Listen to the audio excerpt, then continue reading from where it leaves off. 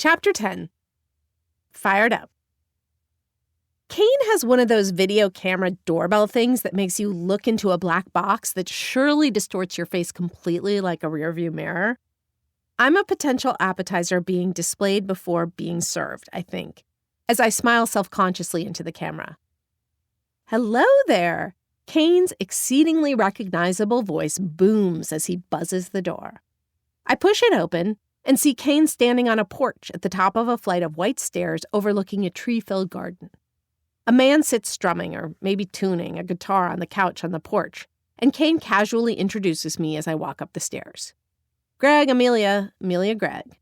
Greg gives me a simultaneous nod and smile, managing to wordlessly communicate the fact that he thinks I'm Kane's plaything for the night and thus not worth shaking hands with or even acknowledging for more than about half a second. The fact that Kane doesn't introduce me as Amelia from Absolutely Fabulous is also duly noted. Whether Greg is an assistant, guitar tuner, bandmate, or roommate is likewise not addressed. Would you like tea? Kane asks, as he leads me into his gadget-filled kitchen. He opens a drawer that seems to contain every type of tea known to man, and even some that probably aren't. Do you have anything a little stronger? I ask, feeling corny and like I'm reciting dialogue out of a made-for-TV movie starring Tori Spelling. A beer? Or drink? It hadn't even crossed my mind that he wouldn't offer me a real drink, even though this was an interview and all, and of course I interview people when I'm stone cold sober, most of the time anyway. But this situation was already feeling like it was veering into decidedly un-interview-like territory. A drink sounds mighty appealing, if not downright necessary. I'm afraid I don't, sweetheart, he says, but I can make you a strong tea. Kane whistles as he throws a tea bag in a ceramic mug and holds it under a boiling water faucet, motioning for me to sit down on the couch in this sort of sitting room off the kitchen. The whole place is loft-like and open, so I can hear Greg playing chords like he's sitting on the same couch. So we really didn't get into too much detail about your childhood, I say, as Kane sits down next to me. He sighs, and I really don't blame him. What he had told me sounded intensely depressing. Dad abandoning the family, mom drinking heavily, the usual ingredients of a tragic childhood. I've been so uncomfortable about having to make him expand on these things yesterday that I changed the subject altogether.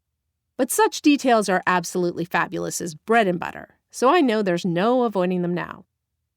I notice that Kane is glancing at the tape recorder rather incredulously, like he hadn't expected for me to bust it out.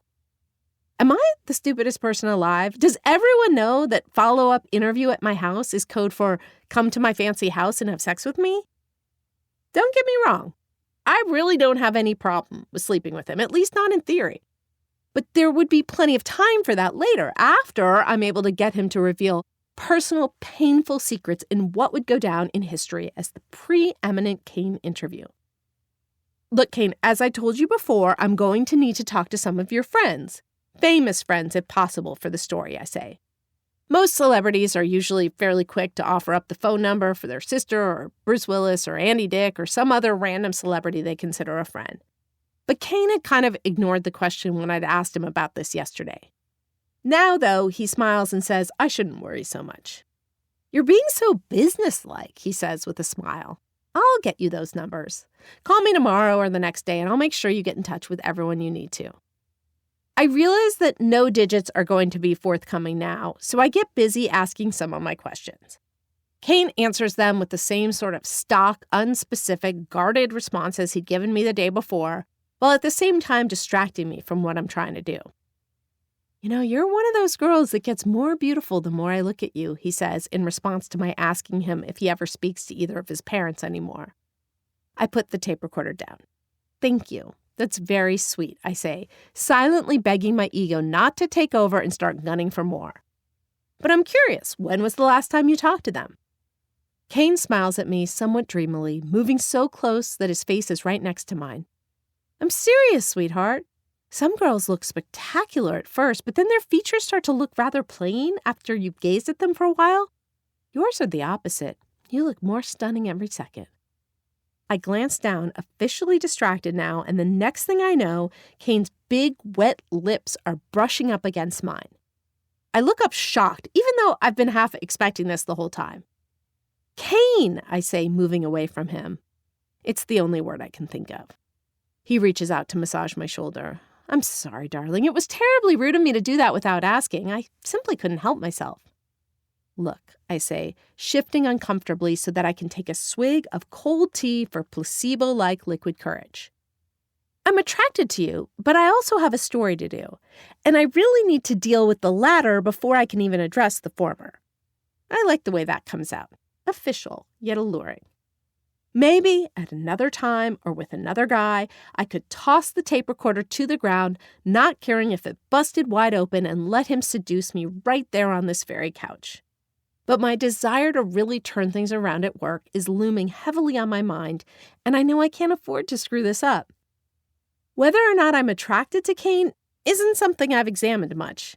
He's bright and shiny, like all celebrities, and so I can't quite be myself, whoever that is, around him. I feel the same way I did when I met Oliver Anderson at a party, and then drove to another one with him, making out in his Porsche at every red light. I could hear myself talking like I was an invisible person in the car who was listening to the interaction. When I was with Oliver Anderson, I was quite impressed with how Amelia Stone managed to attract the attention of someone so sought after, while simultaneously concerned that she was going to say something any moment to screw it up and make him realize that inviting her into his orbit was a mistake. Kane seems satisfied with what I've said and pats my hand platonically, almost condescendingly, but he's still smiling. Then he glances at the clock and mentions that it's getting late. I should probably get going, I say. He nods, stands up, and walks me out of the house, onto the front porch, past the still strumming Greg, who doesn't bother to say goodbye, and to my car that's parked at the curb outside his front door. Giving me a kiss on each cheek, he smiles. Good night, darling, he says. Drive safe. I smile back. So I'll call tomorrow to get those numbers from you, I say, more as a question than a statement. He takes a step back, and it's so dark that I can barely see him anymore. Yes, darling, he says. Good night now. Linda Lewis's publicist calls me on my cell the next morning and asks if I can do the interview that day at noon. Since Linda lives near me and the office is across town, I call Brian to let him know that I'm going to prep for my interview at home and come into the office later. That's fine, he says, sounding completely distracted. I did my follow-up with Kane, I say, wondering why I'm bringing up something I don't even want to talk about. Good, he says, and I can tell there's someone in his office that he wants to talk to more than he wants to chat with me. I don't want to let him go without some guarantee that he's back on my side again. By the way, I ran into Daniel Bromley yesterday, I say. This fails to captivate Brian. Did you tell him hello, he says. Bastard's not even listening to me. I decide to give him a test to see if he's paying even the slightest bit of attention. So we'll see you tomorrow then, I say, even though I'd said I was coming in this afternoon. See you tomorrow, he says, and hangs up the phone. Staring at the phone, I think about how much I'd like to call Stephanie and tell her about the Kane experience and about Linda Lewis. Then I feel myself starting to get sad.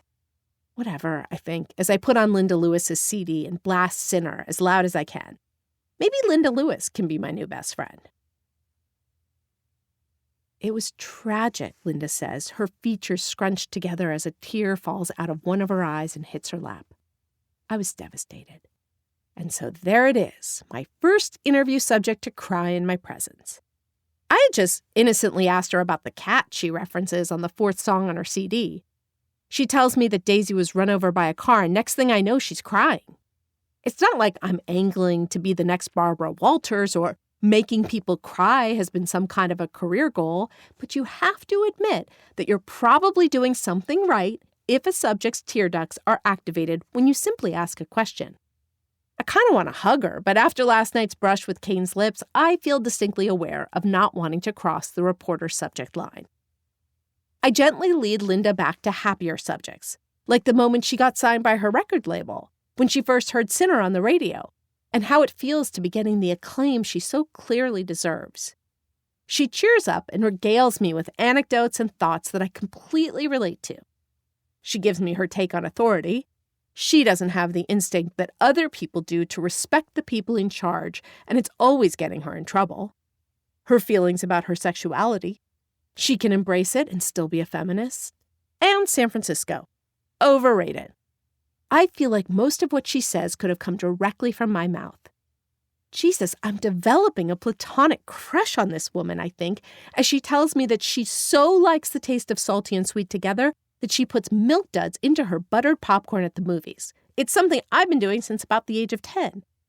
Me too, I shriek for about the 39th time during the interview. Amazing, Linda smiles. We're very connected.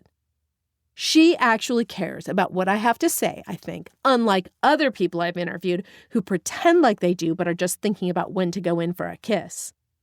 I'm so enraptured by everything she's telling me that I let some other things slide, like the fact that she's closed off most of the rooms in the house and won't say whether or not she's married. I figure I'm getting such amazingly descriptive answers from her on all kinds of other topics that it will more than make up for some of the other odds and ends my story may lack. I saved the whole age question until the very end, starting it off the way I always do when I suspect it might be a sensitive topic. Blame the magazine.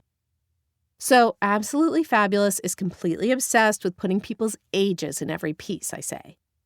Linda's lids fly open and she looks at me with wild eyes. I never say my age, she says.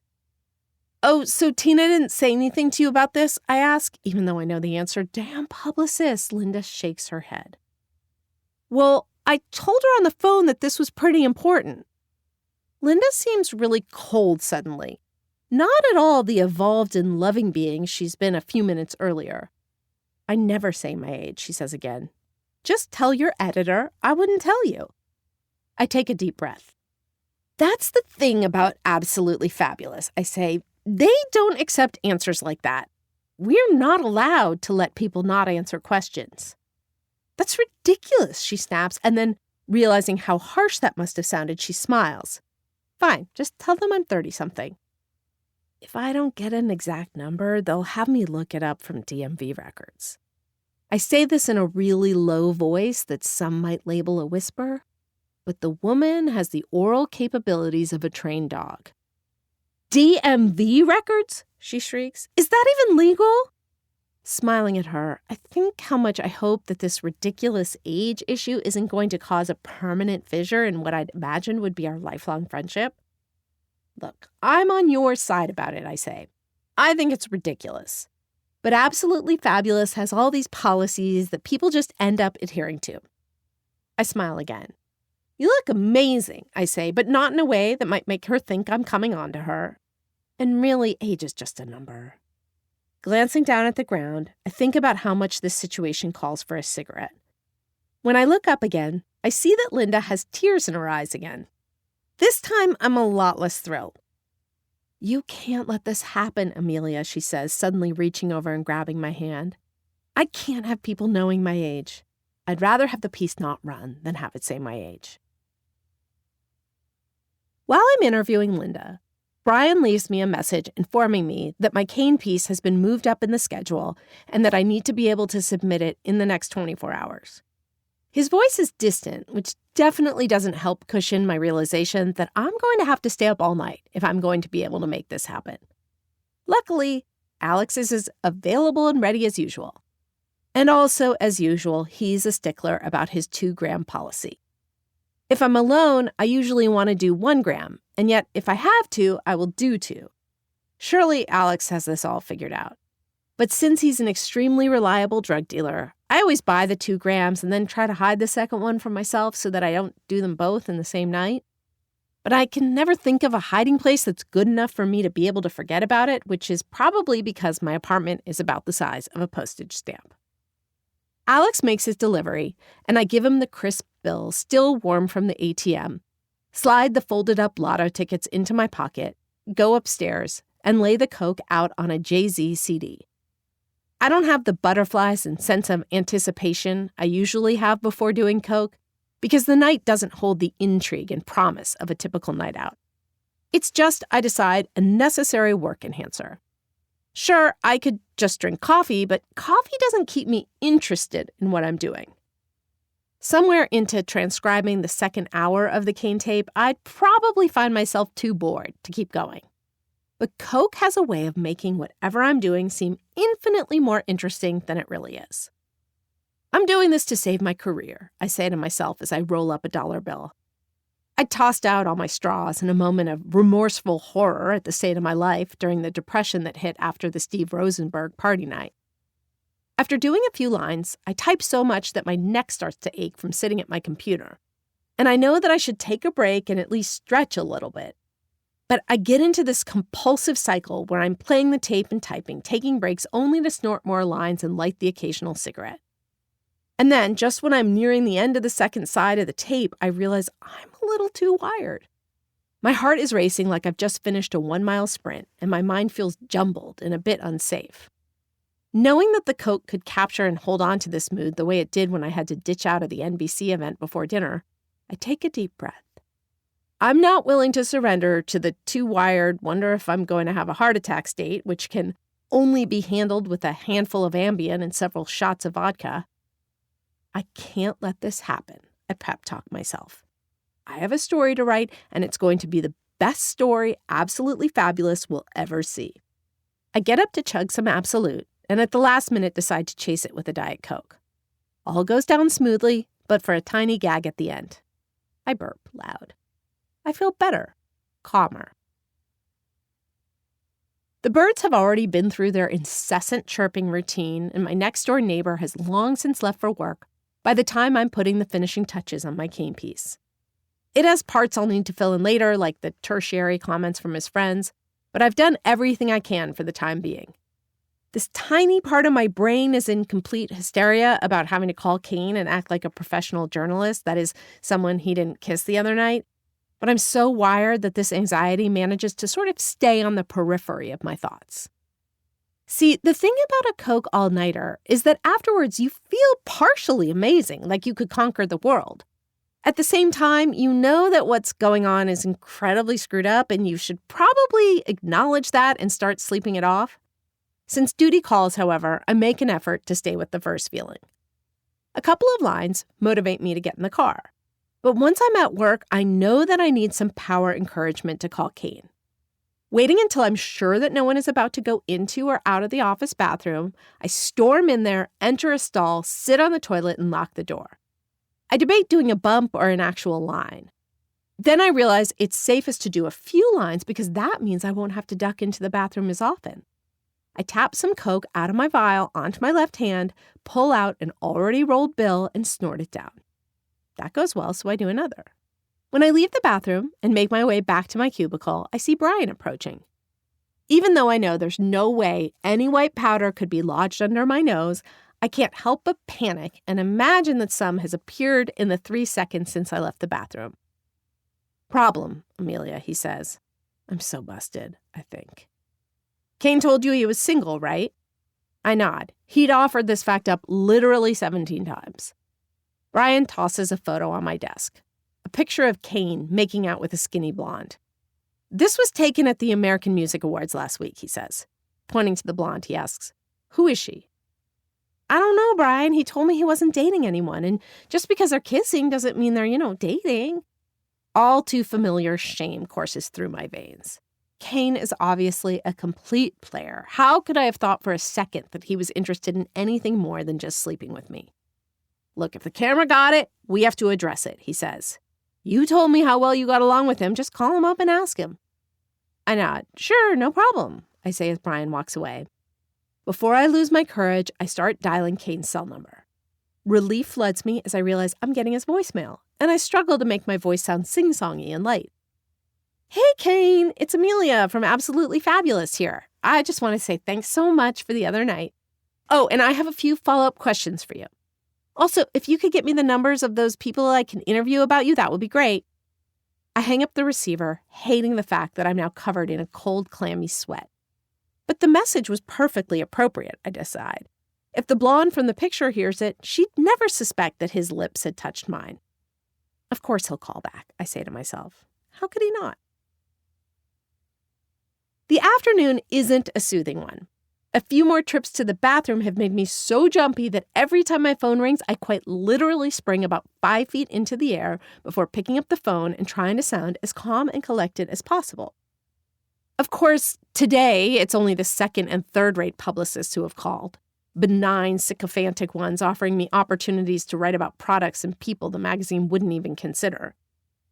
Sometime after lunch, I start to accept the fact that Kane may not call back, so I dial his manager. To my surprise, Janet is nice.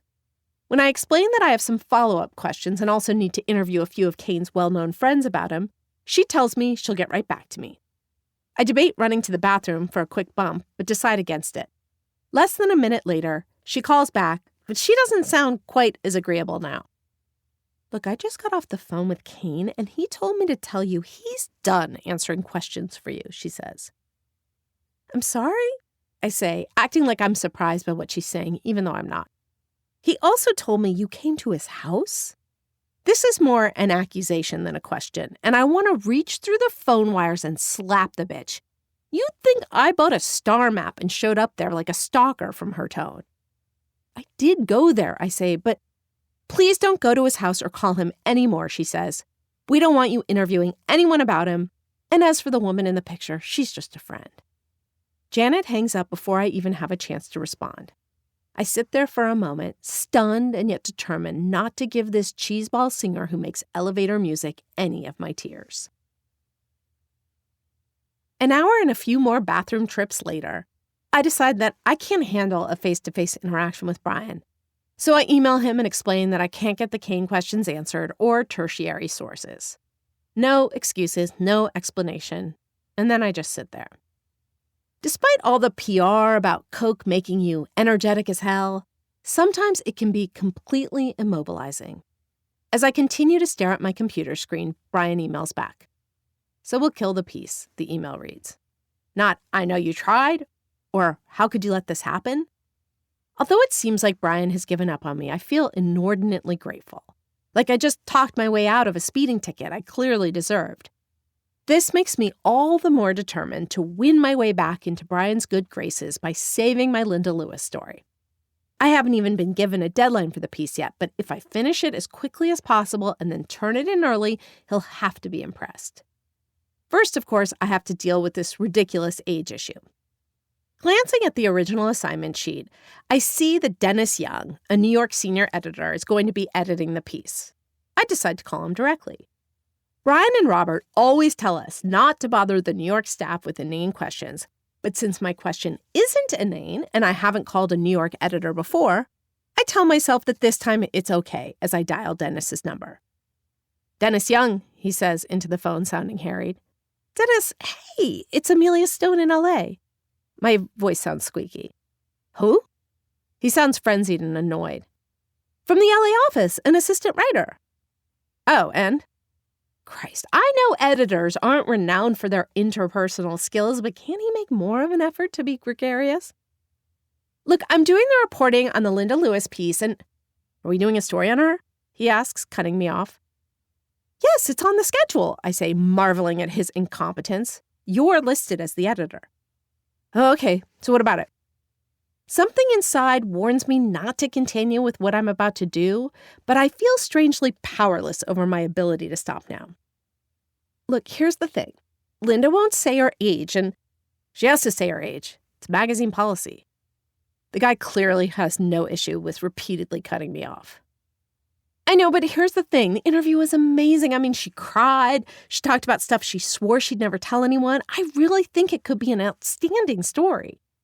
I'd normally never use the word outstanding, but Dennis seems like the kind of guy who might respond well to it. So go find out her age. Call the DMV. Well, she said she'd rather have the story killed than have her age run, and so let's kill the story. Or if we've already photographed her, let's not waste valuable film and a photographer's time. Just find out her age and print it. Screw what she wants. I mean, personally, I think she sucks anyway. I mean, sinner? Are you kidding me? Even though Dennis is insulting Linda, I feel like I've been slapped in the face. For a brief second, I want to be outraged by his ridiculous lack of empathy for the human race. But the truth is, my outrage seems like most things to be all about me. Well, it's a ridiculous policy, I snap after a stray tear manages to escape from each eye. Excuse me? For the first time in the conversation, I seem to have inspired something more than indifference. I'm about to respond with a snippy explanation for exactly why I feel the policy is ridiculous when suddenly Brian appears at my cubicle. You need to come to Robert's office, he says. He has this look on his face that I've never seen before, like he's somewhere between scared and furious. I nod and tell him that I'll be there in a second, hoping he'll walk away so I can finish my conversation with Dennis. Now! Brian yells so loudly that I jump out of my seat and about 3 feet in the air. I have to go, I say to Dennis and hang up, not even waiting to hear if he says goodbye. I suddenly know exactly what's going to happen and start passionately wishing for that mammoth earthquake everyone says is going to come and wipe out all of California. Follow me, please, Amelia, Brian says. The word please sounds formal and uncomfortable coming from him. As I follow Brian down the hall, heads poke out of office doors and then back inside. Nosy busybodies. I follow Brian into Robert's office. It's only my second time in there, and I'd forgotten just how austere and uncomfortable it was. I sit down on the corner of a brown couch while Brian sits opposite me in a cushioned seat that's the same color. Robert leans back in his Herman Miller chair. Nobody says a word, and for one brief, horrific second, I think I'm going to have to be the one to start this conversation. We know what you've been doing today, Robert finally says, staring at the ground. In the bathroom, adds Brian, who now looks pink with anger. You weren't very subtle, Robert says, his gaze still fixated on some small stain in his carpet. I want to defend myself, to tell him that most of the people we write about are high on coke, but I seem to have lost the ability to speak. Do you know how much trouble you've gotten us in lately, Amelia? Brian continues, looking like he might cry. This thing with Amy Baker, what the hell did you say to her? I should have known that anorexic, soulless wench would call someone above me to complain, I think. I'm about to defend myself and explain that she was the one who falsely accused me of misquoting people, but I still can't seem to speak or even focus. I try to keep my mind on what's going on in this room, but my head seems to have other ideas. And this ridiculous drama with Kane telling me you're going there during the day for a follow-up interview when really you were going to his house at night for God knows what? Janet is a scum-sucking whore for framing me, I think. I still don't say anything. What were you thinking? Brian asks. But it's the very definition of a rhetorical question because it's perfectly obvious he's made up his mind about me and nothing I say will make a damn bit of difference. I'm feeling lightheaded and sort of confused. Am I being fired, I wonder? But then tell myself I can't be fired because this job is the only thing I have. I have no friends, no boyfriend, no family here, no life. And this is a town that forgets about people who have nothing. This is just a warning, my head tells me. If I were going to be fired, they would be really nice and apologetic and tell me that they were sorry things didn't work out. People feel bad when they fire you. I force myself to tune into what Brian is saying. One thing if it was just a drug problem. A drug problem, I think? Christ, I need a pick-me-up one day and suddenly I have a drug problem? But we've given you, frankly, more chances than you deserve. More chances than I deserve, I think? How the hell should they know what I deserve? An attitude problem. Now, that was something I'd been told since I could remember. Whenever I got upset as a kid, my family would laugh, which only made me cry harder. If I asked them to stop, they would laugh more. Eventually, I would blow up and Mom would tell me I had an attitude problem. Focus on what Brian is saying, I tell myself, before it's too late. I look up and concentrate very hard on not crying. Brian seems to have stopped talking. I notice that Robert's lips are moving, but it's very hard for my brain to comprehend what he's saying because I can't stop staring at a hair growing out of a mole on his chin. I wonder if the hair means the mole is cancerous, and for a brief second, I hope it is. Then I realize that only a truly terrible person would have such a thought before reasoning that skin cancer is the least serious kind of cancer, so maybe I'm not that terrible. When I tune into what he's saying, there's no mistaking his words and what they mean. We'd like you out of here within the hour. I nod and somehow make it out of his office without allowing even one tear to leave my eye.